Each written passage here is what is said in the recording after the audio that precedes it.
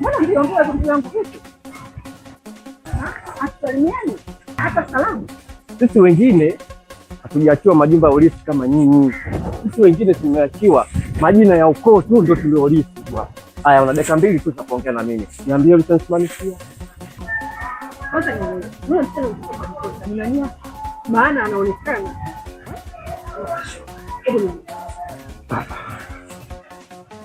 Ina maana Bikosta umemkuta na mwanamke mwingine tofauti na huyu Suzi Mayuti ambaye namfahamu mimi.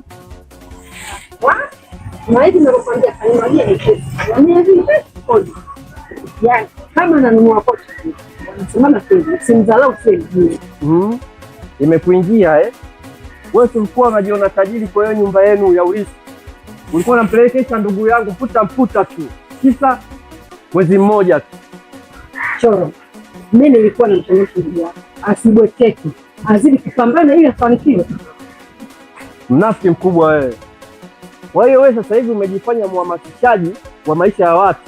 Kwa hiyo nyumba yenu ambayo inauliza Mungu ni uwe nisiue. Na wewe unaanza sasa kuharibu mambo.